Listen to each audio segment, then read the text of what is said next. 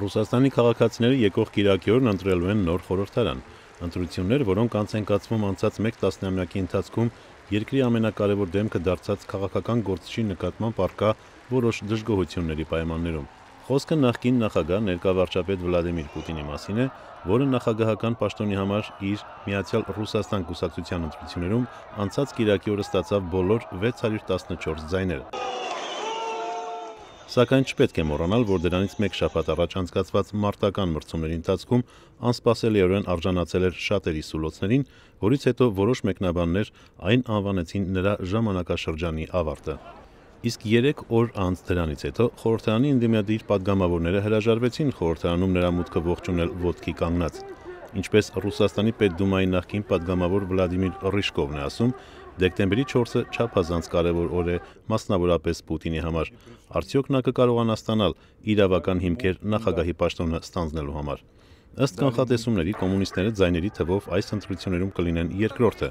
կմասնակցեն նաև որոշ ազգայնականներ, սակայն ընդդիմադիր մի շարք գործիչներ ընտրողներին կոչ են անում ընդհանրապես չմասնակցել ընտրություններին կամ էլ մեծ խաչ դնել քվեաթերթիկների վրա։ Մասնակիցների ոչ բավարար թվով մասնակցության հնարավորությունից մտահոգ կառավարությունը հեռուստատեսությամբ եթեր է արձակում գովազդներ, դրանց տալով նույնիսկ էժանագին բնույթ։ Կռեմլը հայտարարում է, թե ընտրողները կարող են ընտրություն կատարել 7 կուսակցությունների միջև, հրաժարվելով նույնիսկ գրանցել Ռիշկովի կուսակցությանը։ Ռիշկովը Պուտինի համակարգը համեմատում է արևելյան Գերմանիայի հետ, որտեղ Պուտինը ժամանակին եղել է լրտես։ Там было 5 партий. Այնտեղ կար 5 կուսակցություն, սակայն երբեք էլ չի համարվել բազմակուսակցական երկիր, այնպես ինչպես այսօր Չինաստանը, որը ունի 9 կուսակցություն, նույնպես չի համարվում բազմակուսակցական։ Сегодня многопартийная демократия. Լիլիա Շիբանովան ղեկավարում է ոչ կառավարական «Գոլոս» խմբավորումը, որը ուսումնասիրել է ընտրական օրենքների խախտումների մասին 4000 բողոք։ Նրա խոսքերով շատ են փաստերն այն մասին, որ դպրոցի ուսուցիչները, տնօրեններն ու ուսանողները գտնվում են քարոզչական ուժեղ ճնշման ներքո, պարտադրված լինելով քվեարկել որոշակի կուսակցության օգտին։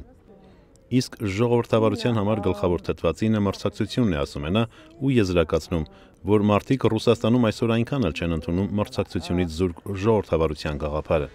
Իսկ սա մեծաթիվ վերլուծաբանների խոսքերով անցած 15 տարիների համեմատ չափազանց մեծ փոփոխություն է, չափազանց մեծ Ռուսաստանի համար։ Երկիր, որտեղ խորհրդարանական եկող ընտրություններում մասնակցողների թվով եւ կախված ընտրություններում արդարության մակարդակից հիմքեր են դրվելու մարտի 4-ին անցկացվելիք նախագահական ընտրությունների համար։ Արամ Վանեցյան, Ամերիկայի ձայն, Վաշինգտոնից։